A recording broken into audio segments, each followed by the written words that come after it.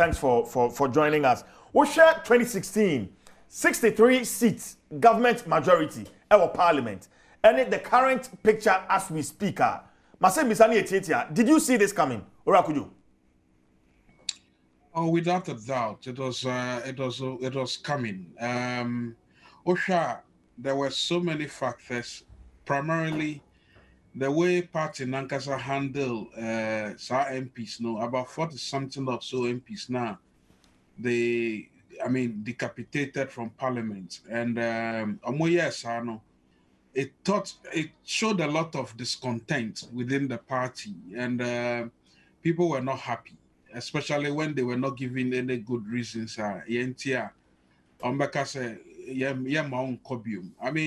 Democracy is about contest of ideas. Ocean see or a formena we crana and no crapo say it was the highest form of disillusionment with a political party that shouldn't have lost this election at all. I mean, I think they brought it upon themselves, really. Ocean president no koye or formenano. It was disgraceful. I mean, to say you will not work with somebody who has just decided that, look, I'll contest the elections because I think I am winnable. Tells you that the party's infrastructure in terms of predicting what is likely to happen, even in their strongholds, was shambolic. It tells you that they didn't work with data and science. Because it could have been apparent, say, election, you could have weighed the options. Some of the people that were imposed on the electorates only won because they had deeper pockets. I mean, some of them are my friends, but I know they won only because they had money. And unfortunately, that's another aspect of our elections that we need to talk about, the fact of the money issue. One issue was that the party brought it upon itself. Executive exuberance and disrespect was what actually started. That was the first blood that was drawn. Then the electorates were watching, because they said, and there's some move skirt and blouse. You understand? I think these things were writings on the wall, really. I mean, I wouldn't put it past to suggest that the MPP government didn't do anything. I think they did quite creditably well. You know, we rated their manifesto performance almost 57%. And I think they did quite well in some regard. But to go into a battle and then start scoring own goals from the start actually gave an indication to people that you do not care about how they think and how they feel, which is one of the reasons I'm very disappointed in the Formena MP. I think he's mistaken that the people took him there to parliament because he was supposed to immediately go and join the ranks of the MPP. I think he's miscalculated. Even though it's a strong seat for the MPP, I think it was the highest form of disrespect to his own people. At least he should show, at least wait for a year or so to show that, look, your value actually matters.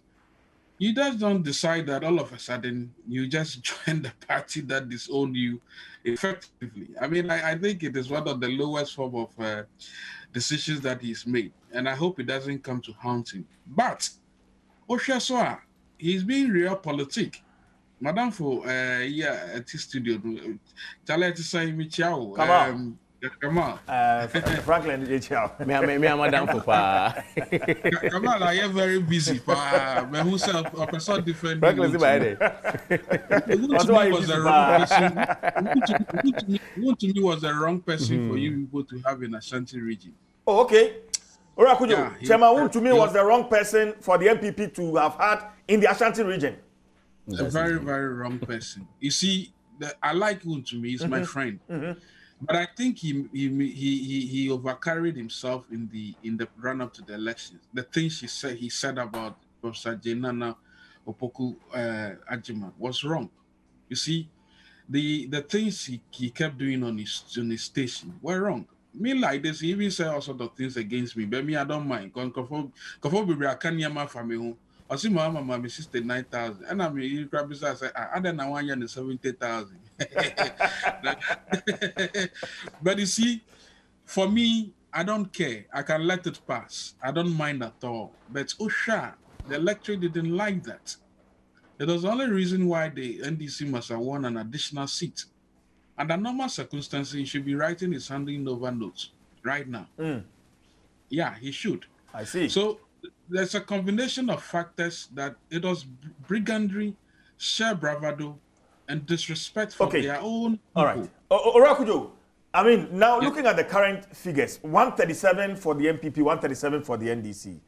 How would you describe the next parliament? Cudjoe. Brony says a hung parliament. And we civil society people are salivating because it's not that we are happy about the hung parliament, but some of us are salivating because we want to work with both sides properly, by the way. The reason why we are salivating at this opportunity is that, look, ever since this 1992 constitution came to pass, it gives the executive too much powers. Obronibi can be said, in times past, the only thing Parliament cannot do is to change a man into a woman. This type of Parliament we have is exactly the type of Parliament that we didn't want to have. It could have made man into woman long ago. In fact, it's been doing it for several times. It is a siano, acquire chempe. And I think it is very good for our democracy for the simple reason that, see, we put too much pressure on the president. He appointed Nyama Nkofobebre. Kamadi, and yes, I am very vocal, President Nanka. He may be appointed somehow by the president, but probably will not even know him. There are over 6,000 persons the president appoints, actually 8,000 now. And he doesn't even know a third of them. But still, I don't think he should know everybody, but at least the powers that the presidency have, and not just this president, by the way, like I said, since 1992, it's too much. Inti acquired to say winner takes all, no, and also breeding all kinds of enmity within our elections, our democracy. Inti this time, if you are a member of parliament, if you are a minister, you have to be in parliament to defend your decision. There will be a very good opportunity to discuss the Ghanaian in parliament. Well, those days where bills will be passed by a handful number of people at the frightening speed of light. But of course, I also have to urge caution, say, yeah, kind of sano. Some them say, hey, Bronibi ne can as them say, Nipa you were born into corruption and you die in corruption, which means that it is possible that while we are happy, maybe the NDC and co will start doing deals on our blind side, and they'll be voting on things that. The issues, I mean, appointment of the Speaker of Parliament and then the various committee in Parliament, chairpersons. Are we going to see co-chairpersons looking at the figures now? Anna, I would think that there must be proper negotiations. I think that Parliament has enough persons who can do proper deal making. I mean, I don't think that these co-chairing things will be useful. No, I think there could be some deals that could be struck. Even the speaker, I don't think it is just a side that selects the speaker that necessarily means they would have won. I'm sure there may be people within MPP who may not like maybe a particular person being suggested for speaker or something. I don't think so.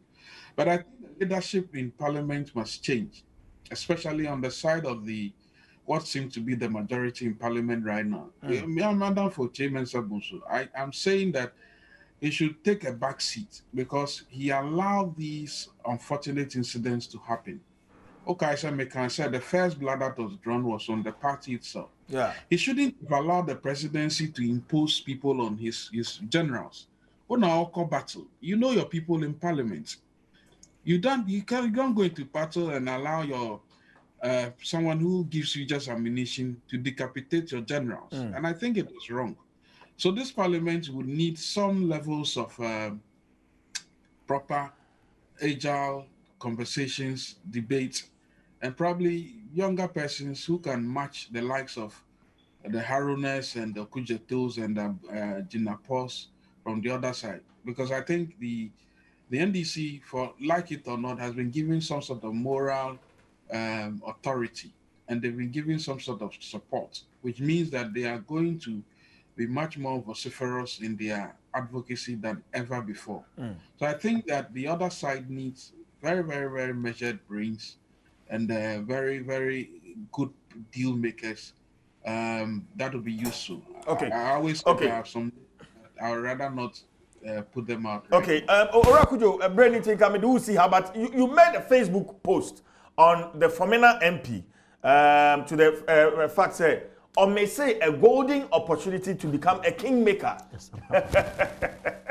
and I don't know when another person reporting. Cudjoe.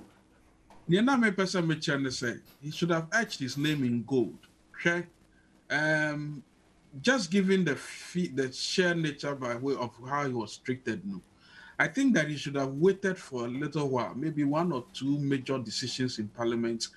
Then he'll be the casting ballot in terms of the decision maker. Then he would have sold his bid to probably the MPP back. And then they would have given him some very respectable position. At this juncture, I don't know what he's been promised, but I think it's too early. And even though I promised to be his personal assistant. Really? Oh, yes, I promised to do that. But Franklin, he's a party man, you know. He's a member of the MPP. Isn't he? What do you expect? Anthony Maker said he's also being probably realistic in an African political environment. But I think that he had an opportunity because, like it or not, he went there on his strength. You understand? So what it means is that he should have exercised a bit of restraint and then show them some small level kakra. I saw Chen kakra. Franklin, I'm not friends here. Thank you so much for your time, Fanklin Cudjoe, President Imani Africa. Oh, good to see you, Frank. And you know, Achuche, Komono. Come on, switch out. Yeah, good to see you too.